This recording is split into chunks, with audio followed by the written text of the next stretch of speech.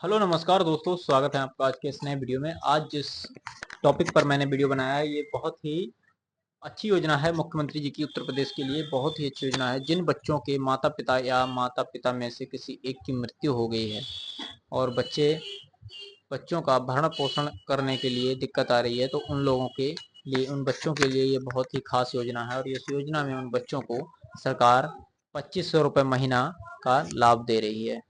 ठीक है, और वो किस तरह से दे रही है, किन बच्चों को देगी, पात्रता क्या है, और सारी चीजें मैं आपको बताऊंगा। क्या क्या कागज डॉक्यूमेंट्स लगेंगे, उन सब चीजों की मैं जानकारी आपको दे दूंगा इस वीडियो में। आप लोग वीडियो में बने रहिए।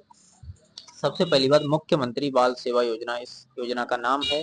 इसमें 2500 रुपये महीना प्रति एक बच्चे को मिलता है।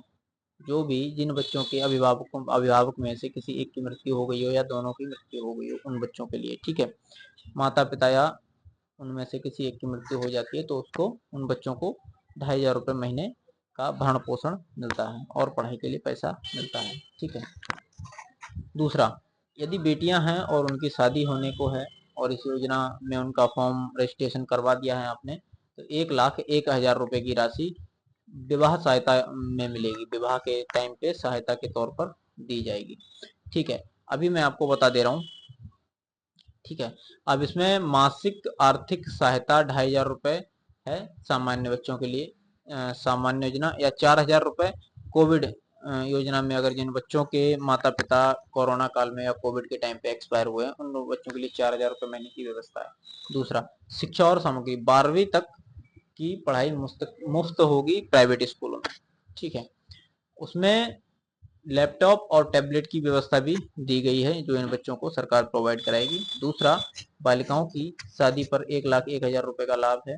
दूसरा, इसकी पात्रता क्या है मैं आपको बता दे रहा हूँ। देखिए, जिन बच्चों ने माता पिता दोनों या किसी एक को खो दिया है, उन लोगों को इसका लाभ मिलेगा। बाल श्रम, भीख मांगने या अन्य संकटों से बचाए जाने हेतु इस योजना का लाभ चलाया गया है।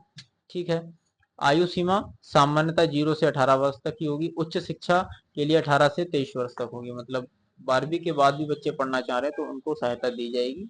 ठीक है, आवश्यक दस्तावेज क्या है वो मैं सारी चीजें आपको बता। माता पिता या संरक्षक का मृत्यु प्रमाण पत्र होना बहुत जरूरी है। जो मृतक है उसका मृत्यु प्रमाण पत्र। बच्ची और संरक्षक का आधार कार्ड होना बहुत जरूरी है। आयु और स्कूल में पंजीकरण का प्रमाण पत्र, मतलब जिस स्कूल में बच्चों का एडमिशन कराया गया है उस स्कूल से पंजीकरण का प्रमाण पत्र जरूर लें। ठीक है, आय प्रमाण पत्र 3 लाख रुपए से कम होना चाहिए और बैंक पासबुक लगती है। हो गया आपका सारे डॉक्यूमेंट्स, यही बस डॉक्यूमेंट्स आपके इसमें लगेंगे। ठीक है, और अप्लाई करने के लिए, अगर आप इसमें अप्लाई करना चाहते हो तो इसकी लिंक मैं डिस्क्रिप्शन में दे दूंगा। आप उस पर जाकर इसको डायरेक्ट अप्लाई कर सकते हैं। मैं नाम बता दे रहा हूँ वेबसाइट का, UPMBS ठीक है, MBS इस योजना का नाम है। इस पर आप जाकर डायरेक्ट इसको अप्लाई कर सकते हैं। और यदि आप अपने आप से अप्लाई नहीं कर सकते हैं तो आप हमें संपर्क कर सकते हैं हमारी इस वीडियो के जरिए। ठीक है, इसमें मैं अगली वीडियो इसकी बना के डाल दूंगा कि आप इसमें अप्लाई मोबाइल से कैसे करेंगे अपने घर पे बैठ के। ये सारी जानकारी मैं आपको दे दूंगा और आप ये वीडियो देखकर स्वयं ही अप्लाई कर पाएंगे अपने फ़ोन से। ठीक है, यदि आप फ़ोन से अप्लाई नहीं कर पा रहे हैं तो आप अपने नज़दीकी जन सेवा केंद्र पर जाकर भी इसको अप्लाई करवा सकते हैं। ये योजना बहुत ही अच्छी है और उन बच्चों के लिए बहुत ही बढ़िया है जिनके माता पिता दोनों में से किसी एक की मृत्यु हो गई है। ठीक है, बच्चे परेशान हैं, उनके लिए आप ये सहायता के तौर पे आप खुद भी करवा सकते हैं। धन्यवाद।